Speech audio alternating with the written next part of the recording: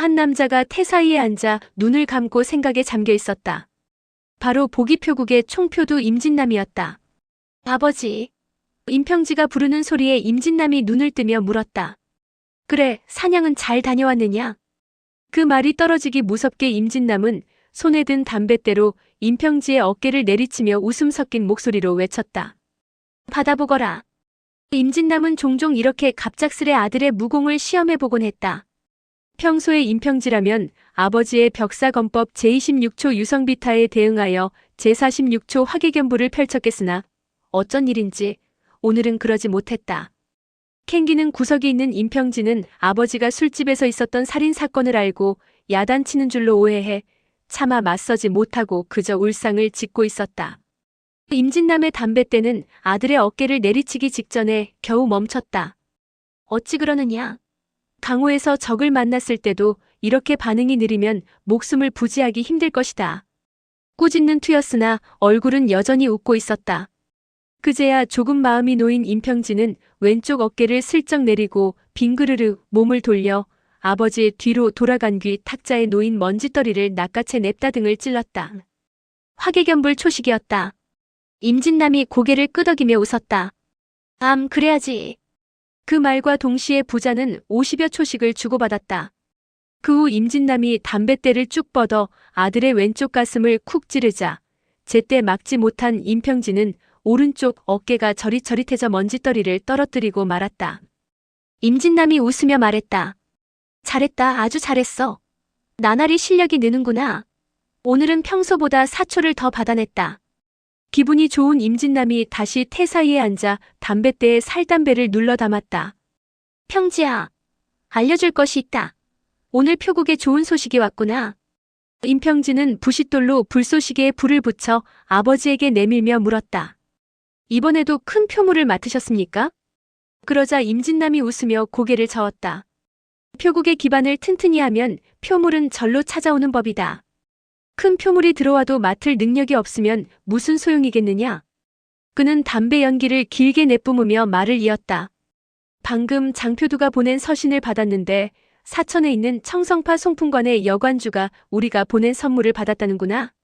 사천과 여관주라는 단어에 임평지는 가슴이 철렁 내려앉아 조심스레 물었다. 선물이라니요? 그래, 평소 너에게 표국의 일을 자세히 알려주지 않았으니 모르는 것도 당연하지. 하지만 너도 이제 다 컸으니 표국의 일에 좀 더 관심을 갖도록 해라. 언젠가는 네가 이 아비의 짐을 이어받아야 하지 않겠느냐? 너도 알다시피 우리는 3대째 표물을 운송해왔다. 네 증조부의 명성과 집안 대대로 전해지는 무공 덕분에 지금은 강남에서 손꼽히는 표국이 되었다. 강호에서 보기표국이라고 하면 누구나 엄지를 치켜 세우지. 강호에서 살아남으려면 명성이 2알이고 실력이 2알이다. 나머지는 오로지 흑도와 백도에 널리 퍼진 친구들에게 의지해야 한다. 너도 생각해보려무나. 우리 보기표국이 전국을 돌며 표물을 운송하는데 가는 곳마다 싸우다 죽으면 그 많은 사람을 어디서 충당하겠느냐? 설령 운이 좋아서 매번 이기더라도 적지 않은 피해를 감수해야 한다. 표사가 죽으면 가족에게 위로금을 주어야 하니 수입이 줄고 그러다 보면 우리에게 남는 건 얼마 되지 않는다. 그러니 명심해라. 우리 같은 사람이 가장 먼저 할 일은 가능한 많은 사람들을 만나고 크게 베푸는 것이다. 천운이라는 한마디가 창칼보다 훨씬 중요하다는 말이다. 예, 알겠습니다.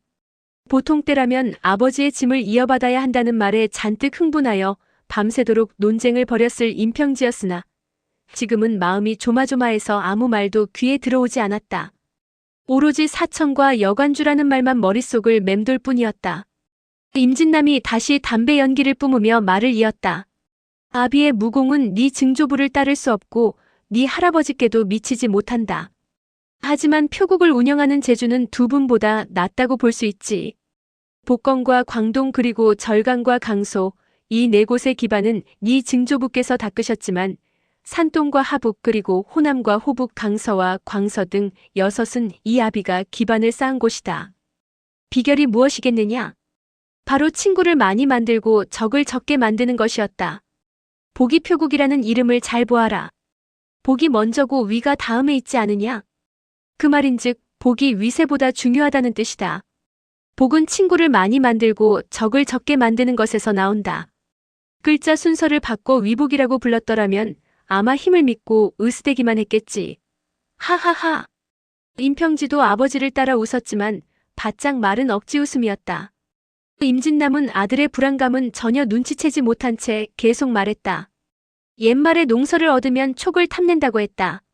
이 아비는 그 말을 약간 바꿔 악주를 얻었으니 촉을 바라는 것이다.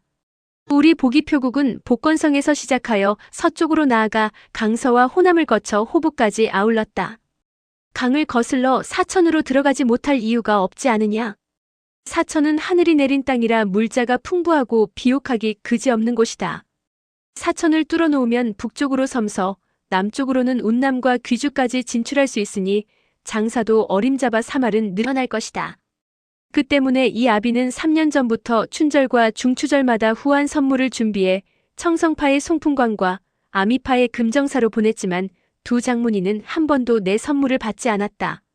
그나마 아미파 금광상인은 내가 보낸 표들을 직접 만나 감사 인사도 하고 간소하게 식사 대접도 했지. 물론 선물은 뜯어보지도 않고 돌려보냈지만 말이다. 하지만 송풍관의 여관주는 실로 너무하더구나. 우리 표도들이 청성산에 발도되지 못하게 하지 뭐하냐. 여관주는 폐관 중이라 손님을 맞지 않는다며 표도들을 가로막고 송풍관에는 모자란 것이 없으니 선물은 필요 없다고 거절했다. 표도들은 여관주를 만나보기는커녕 송풍관 문짝 구경도 못했지. 선물을 들고 갔던 표도들은 매번 씩씩거리며 돌아와서는 상대방이 너무 무례하다고 화를 내곤 했지. 임진남은 거기까지 말한 다음 만족스러운 얼굴로 일어났다. 한데 이번에는 여관주가 우리 선물을 받았다는구나. 더구나 답례로 제자 4명을 복건성으로 보냈다고 하더구나. 그 말에 깜짝 놀란 임평지가 물었다. 4명이요? 2명이 아니고요? 그러자 임진남이 웃으며 말했다. 그래, 4명이다. 여관주가 그렇게까지 하다니 이 얼마나 영광스러운 일이냐. 내가 방금 강서, 호남, 호북의 각 지부에 쾌마를 보내 청성파의 귀빈들이 도착하면 부족한 것 없이 살피라고 전갈했다. 그런데 아버지, 사천 사람들은 입버릇처럼 거지발사개니 우라지리니 하는 말을 씁니까? 임평지가 앞뒤 없이 불쑥 묻자 임진남은 허허 웃었다. 그건 사천의 하류배들이나 쓰는 말이다. 하류배들은 세상 어디에나 있기 마련이고 당연히 말투가 거칠지. 우리 표국의 쟁자수들도 도박을 할 때는 거친 말을 쓰지 않더냐. 한데 그건 왜 묻느냐? 아닙니다.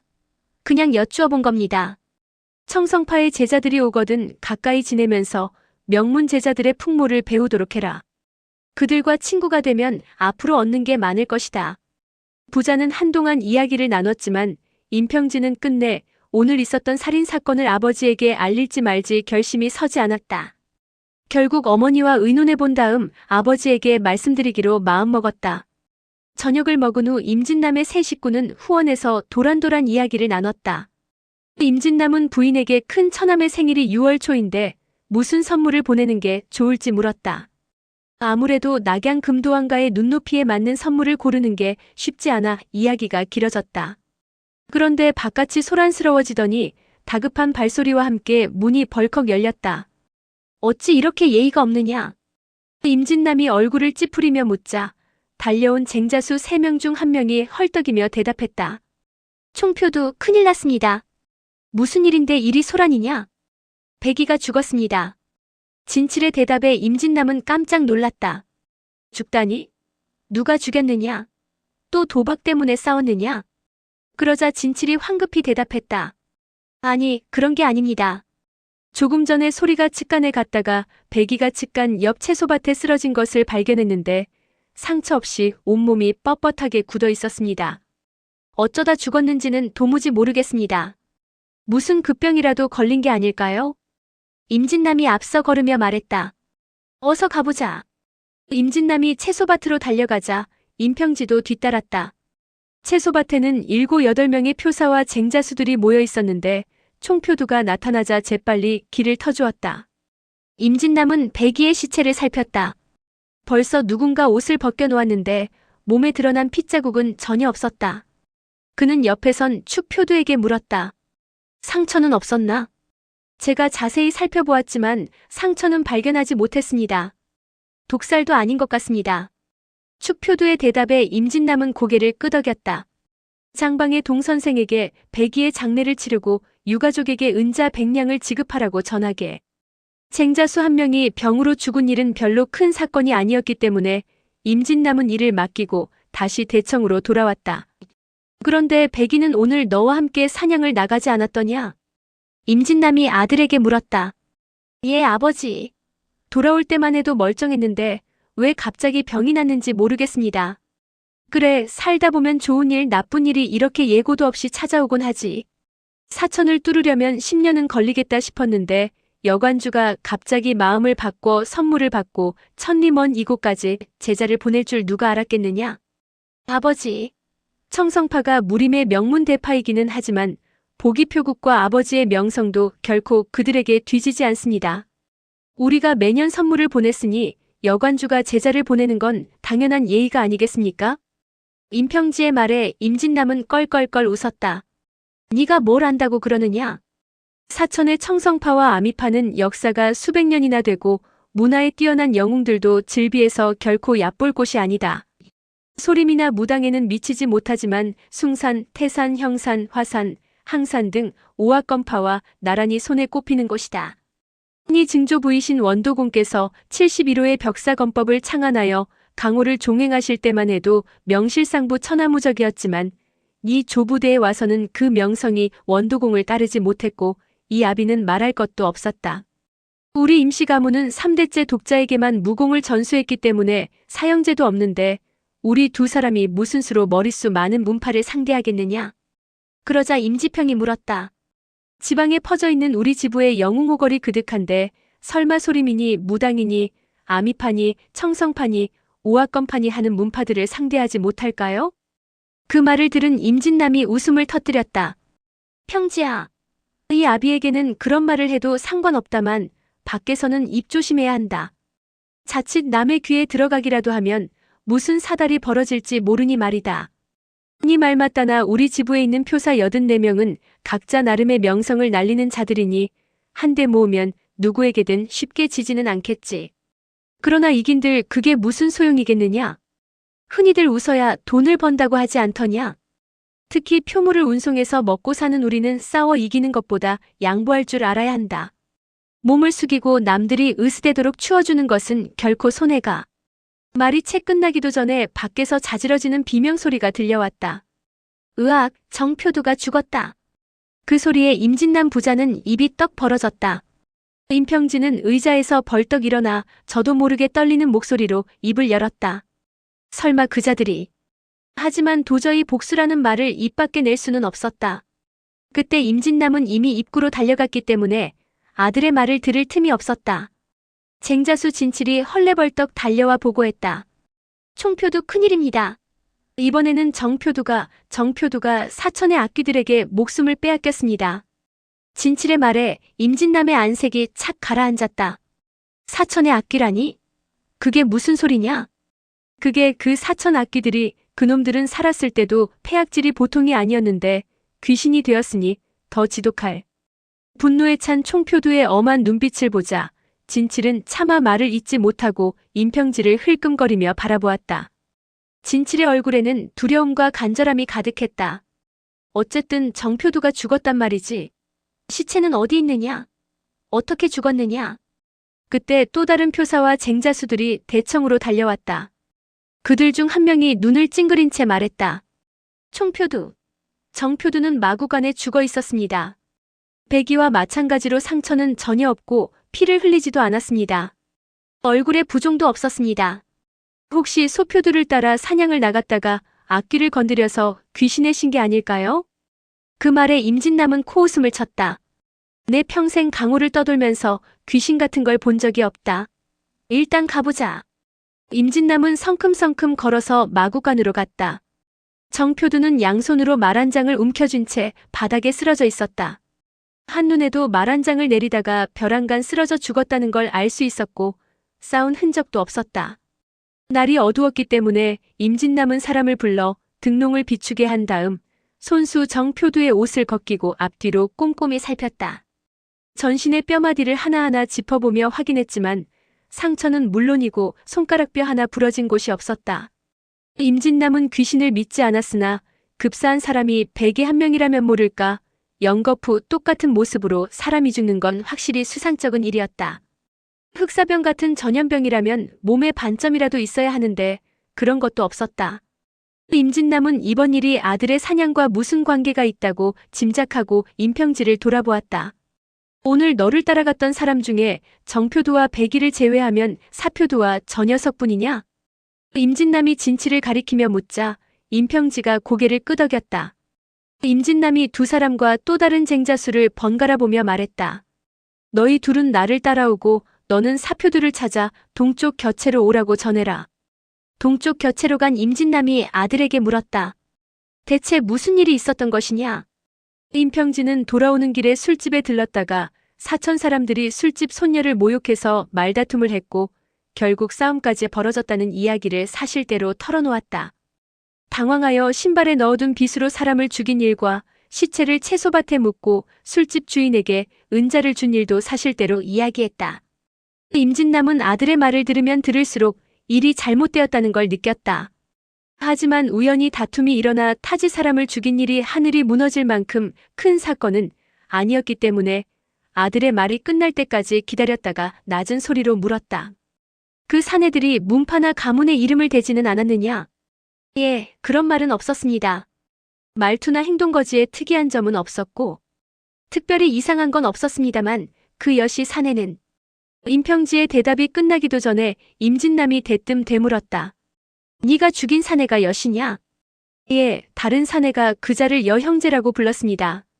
하지만 사천억양 때문에 여분 여자인지 법칙 여자인지는 확실치 않습니다. 임진남은 고개를 저으며 혼잣말을 중얼거렸다. 아니야, 그럴 리는 없다.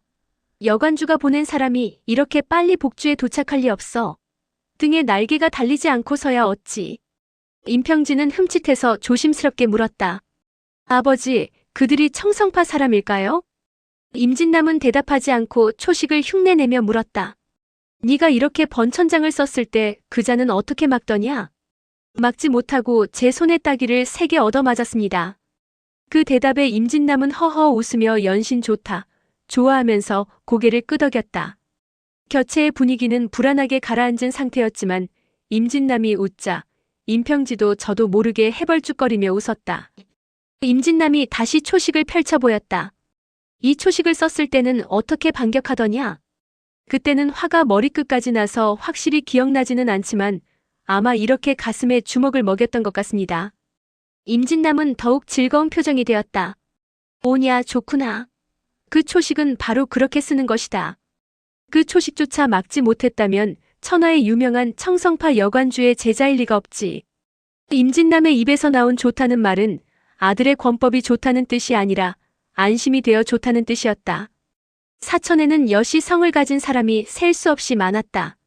아들이 죽인 사람이 비록 여시 성을 가졌지만 임평지한테 당할 정도라면 그의 무공이 높지 않다는 말이고 이는 곧 청성파와 아무 관계가 없다는 뜻이었다. 임진남은 오른손 중지로 탁자를 툭툭 두드리며 또 물었다. 그자가 네 목을 잡았다고 했지? 어떻게 잡더냐? 임평지는 손짓으로 어쩌다 꼼짝 못하게 붙잡혔는지 보여주었다. 겨우 두려움이 가신 진칠이 질세라 끼어들었다. 백이가 사냥용 창으로 놈을 찔렀는데 도리어 발길질에 창을 떨어뜨리고 자기도 벌러덩 나가 떨어졌지 뭡니까? 그 말에 임진남은 가슴이 철렁했다. 발길질로 백이를 쓰러뜨리고 들었던 창까지 차서 떨어뜨렸다고? 어떻게 어떤 식으로 말이냐? 이렇게 했던 것 같습니다. 진칠이 두 손으로 의자 등받이를 잡고 오른발을 뒤로 한 번 찬 다음 몸을 훌쩍 날려 왼발을 다시 돌려찼다. 어찌나 엉성한지 마치 뒷발질을 하는 나귀처럼 볼품없는 자세였다. 그 볼성 사나운 모습에 임평지가 참지 못하고 웃음을 터뜨렸다. 으하하하. 아버지, 저 꼴 좀. 그러나 아버지의 놀란 표정을 보자 그만 말을 꿀꺽 삼켰다. 임진남이 무겁게 입을 열었다. 뒤로 두 발을 차는 방식이 청성파의 절기인 무영환태와 비슷하구나. 평지야, 정확히 어떻게 찼는지 보여다오. 그때 저는 목을 잡혀 볼 수가 없었습니다. 그렇지. 사표도에게 물어봐야겠구나. 임진남은 방문을 열고 밖에다 외쳤다. 누구 없느냐? 사표두는 왜 아직 소식이 없는 것이냐? 그 소리를 들은 쟁자수 2명이 사표두를 찾는 중이라고 대답했다. 임진남은 겨체를 서성이며 속으로 중얼거렸다. 저 발차기가 정말 무영환태라면 설사 여관주의 제자가 아니라 해도 청성파와 모종의 관계가 있을 수 있다. 대체 누굴까? 역시 내 눈으로 직접 확인해야겠다. 임진남은 다시 밖에 대고 외쳤다. 최표두와 개표두를 불러라. 두 표두는 일솜씨가 좋을 뿐 아니라 성격도 신중하여 임진남이 무척 신이 많은 사람들이었다. 그들은 정표두가 급사하고 사표두가 행방불명되자 일찍부터 대청 밖에서 대기하고 있었기 때문에 임진남이 찾아 즉시 안으로 들어왔다. 할 일이 있네. 자네 2사람과 평지 그리고 진칠 모두 따라오게. 5사람은 말을 타고 성을 나가 북쪽으로 내달렸다. 임평지가 앞장서서 안내했다. 얼마 후 그들이 작은 술집에 도착했을 때 술집 문은 꽉 닫혀 있었다. 임평지가 문을 두드리며 외쳤다. 살로인 살로인. 문을 여시오. 한참을 두드려도 안에서는 아무 반응이 없었다. 최표두가 임진남을 바라보며 문을 부수자는 신용을 했다. 임진남이 고개를 끄덕였다. 그러자 최표두가 힘차게 쌍장을 내지르니 빗장이 우제끈하고 부러지며 문은 안쪽으로 활짝 열렸다가 반동으로 닫히고 열리기를 반복하며 삐걱거리는 소리를 냈다. 최표두는 문을 벌컥 열면서 만일을 대비해 임평지를 옆으로 밀었지만 술집 안에는 불심한 할 일 없이 일렁거릴 뿐 다른 움직임은 전혀 없었다. 최표두가 안으로 들어가 탁자에 놓인 등불을 켜고 벽에 걸린 등롱 2개에도 불을 붙였다. 일행은 안팎을 샅샅이 뒤졌지만 사람은 코빼기도 보이지 않았고 채 가져가지 못한 이불과 상자 같은 자질구레한 물건만 덩그러니 남아있었다. 임진남은 알겠다는 듯이 고개를 끄덕였다. 노인장이 겁을 집어먹었구나. 여기서 사람이 죽고 채소밭에는 시체가 묻혀있으니 오금이 저려 냉큼 달아났겠지. 그는 채소밭으로 나가 벽에 세워진 괭이를 가리키며 진칠에게 명령했다. 진칠 시체를 파내라. 그러나 이 사건이 귀신의 장난이라고 단단히 믿고 있는 진칠은 몸이 떨려 괭이를 몇 번 휘두르지도 못하고 다리에 힘이 풀려 털썩 주저앉았다. 이런 바보 같은 놈. 그동안 먹은 표국 밥이 아깝다. 개표두가 버럭 소리치며 달려들어 진칠의 손에서 괭이를 뺏고 등롱을 쥐어주었다. 개표두의 괭이질 몇 번에 시체의 옷이 삐죽 드러났고 조금 더 파내자 시체가 곡괭이 끝에 닿았다. 개표두가 시체를 붙잡아 힘껏 끌어냈다. 겁에 질려 고개를 돌리고 있던 진칠은 다른 사람들의 비명소리에 화들짝 놀라 등롱을 떨어뜨리고 말았다. 그 바람에 등불이 땅에 부딪혀 피 꺼지고 채소밭은 삽시간에 칠흑처럼 깜깜해졌다. 임평지의 떨리는 목소리가 들려왔다. 분명히 그 사천놈을 묻었는데 어떻게. 빨리 등롱을 켜라. 임진남이 소리쳤다. 내내 침착하던 그도 이때만큼은 당황함을 감추지 못했다. 최표두가 화접자를 꺼내 등불을 밝히자 임진남은 허리를 숙이고 시체를 살피더니 한참 후에 조용히 중얼거렸다. 아무 상처도 없군. 앞서간 사람들과 똑같구나. 그제야 용기를 쥐었자 시체를 흘끗 돌아본 진칠이 실성한 사람처럼 비명을 내질렀다. 사표두다. 놀랍게도 사천 사내의 시체는 어디론가 사라지고 사표두의 시체가 대신 묻혀 있었던 것이다. 오늘의 영상은 여기까지입니다. 영상이 도움이 되셨다면 구독과 좋아요, 알람 설정 부탁드립니다. 시청해주셔서 감사합니다.